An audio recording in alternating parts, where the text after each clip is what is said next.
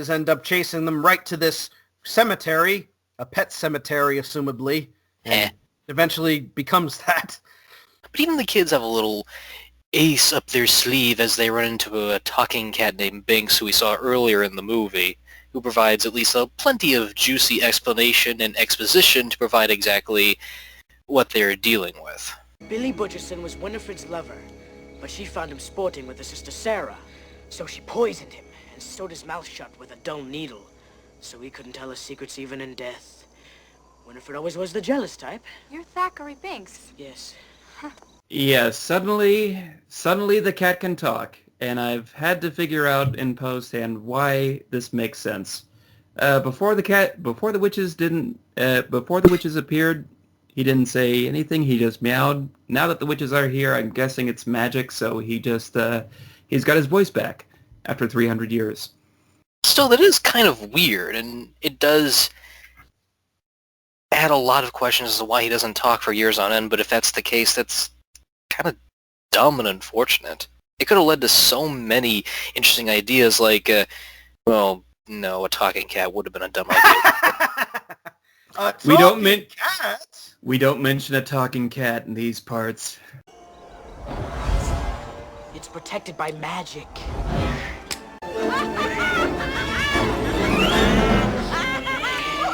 It's just a bunch of hocus pocus. Ha ha!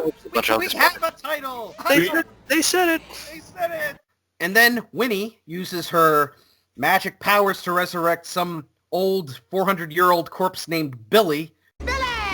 Played by Doug Jones.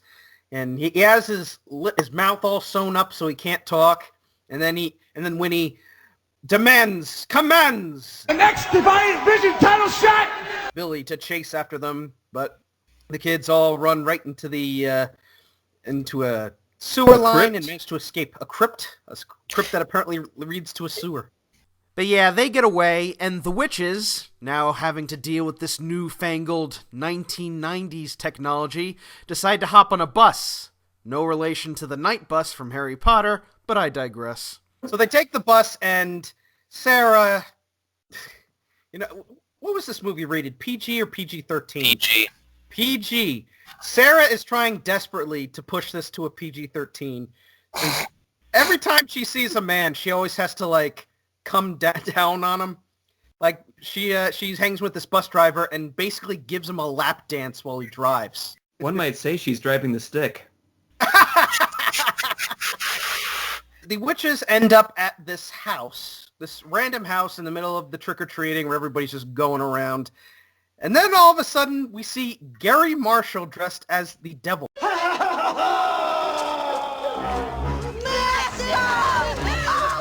Well, considering the stash of rom-coms he directed, I'm not too surprised. Oh, look, that's his real wife playing his wife. That's kind of interesting. Essentially, this is the scene where the witches are being introduced to all kinds of stuff, like TV. Like you see Mary with the TV set TV, watching some random stuff. Kitchen and inline dancing. From what I understand, there were a lot of deleted scenes in this movie, and one of them was they went to a supermarket. And that is true. You can see snippets of it in the trailer because Winifred's thinking is to hypnotize kids with all sorts of candy goods that they make. So they actually steal a bunch of makeshift ingredients, a grill. This isn't the script, so you can read the bottom on this.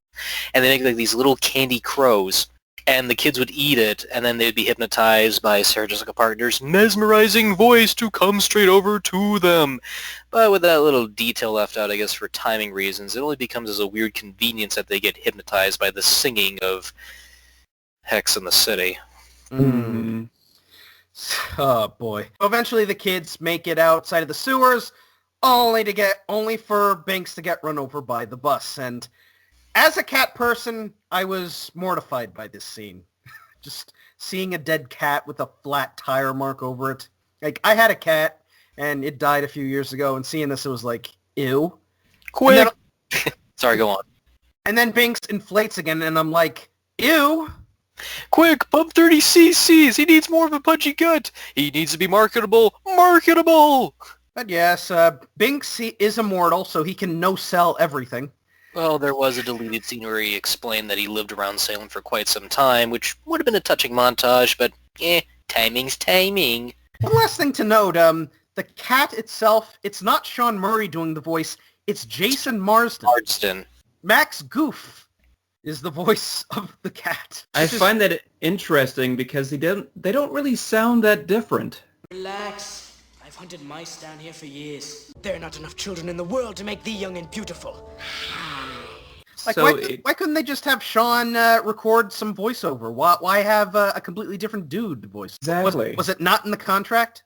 Well, then again, later on in his life, he would move on to Law and Order. Normal. Spirited Away. No! It all comes back to that. Oh, the funny fact, he's playing a cursed cat in Hocus Pocus. You know what he's playing in Spirited Away? A what? A cursed river that got turned into a boy/dragon. Woo! All Hallows Eve has become a night of frolic, where children wear costumes and run amok. Amok! Ugh, go back to sleep, Sonata. So eventually the kids make it to this party, and they see their parents there. The dad, Charles Rocket, is dressed up as Count Vladulator. No, Dadula. Wonderful. And the mom is dressed up in the worst Madonna costume of all time. Well, then again, can you blame yourself when your dad is Charles Rocket, the infamous SNL cast member of Season 6 who dropped the F-bomb on live TV? Charlie, how are you feeling after you've been shot? Oh man, it's the first time I've ever been shot in my life. I'd like to know who fuck did it. But they tell everybody in the crowd, these witches are evil. They've eaten kids and taken away their souls, and they will take away yours. And then Bette Midler decides, okay, I'm going to really ham this up. I'm going to do a performance of I put a spell on you and hypnotize this whole town. I put a spell on you, and now you're gone. My honey fell on you, and it was strong. So strong. With all due respect, this is a pretty popular cover, even though it hasn't gotten a soundtrack release. But doesn't it kind of bother you that there was that time where movies had that one big song sequence, and the rest of it is not a musical? I prefer it not. I prefer it not be a musical. And then again, seeing Kenny Ortega did direct Newsies, and he's choreographing this, I'm not too surprised to see he has this one scene in here just to show off his choreographing skills, if that's the case. Actually, I think it was in Bette Midler's contract. After all, she is referencing Gypsy here at the same time. Gypsies, we're all gypsies. No, witches, we're all witches.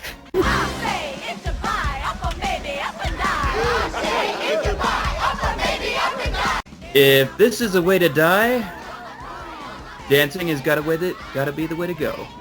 So of course Billy shows up the hell out of nowhere and chases them out. The witches give chase and eventually chase them to the school. And apparently there was more scenes that were filmed in the school. Apparently there was a scene with the swimming pool. Yeah, there's a scene where they accidentally drop Winifred in the pool. They search out lockers in the boys' locker room, but you know how it is. Gotta get to the bigger payoffs. Cut, cut, cut. Yep. Which is a shame because there's a scene earlier before they go onto that bus where they do a calming circle, and that kind of paid off a little later when they dry Winifred off with that. Dang, Bette Midler got all wet for nothing. Eventually, they go into this art room, and this art room has a giant ass furnace room. And they end up locking the witches all in there. They light it up, and the witches just burn. Like, what kind of school has a whole room that has a whole furnace room? What's that all about? It's for the pottery. Pottery. It's for pottery. Haven't you seen that before? Yeah, no, I have not. Haven't you watched When Good Ghouls Go Bad? Same mentality.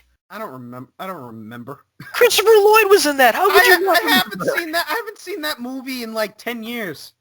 You're dead. You're right. So it seems like it's all over, and the kids eventually go back to the house, and Max decides he doesn't want to be a virgin anymore, tries to hook up with Allison, and they have the Necronomicon sitting there watching. But And unfortunately, little it's pervert. only to a PG cuddle. I don't even think they kiss. Like, they almost kiss, No. but they don't. No, that was a deleted scene too. Max is dick blocked like crazy in this cut. Ew. Oh, we're not gonna allow it. So of course, Max, Oh.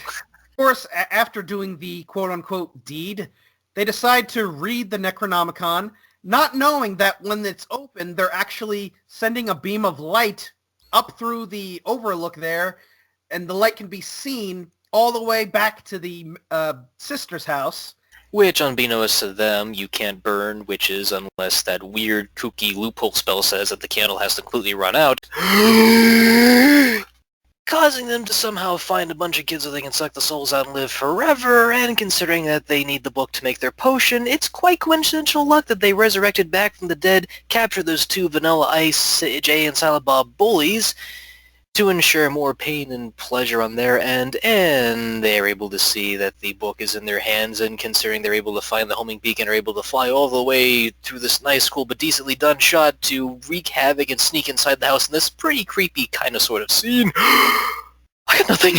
And keep in mind, everything that is happening in this movie is Max's fault. He is a stupid, stupid virgin. Look, you were right and I was wrong. I am a virgin. Not for long, matey!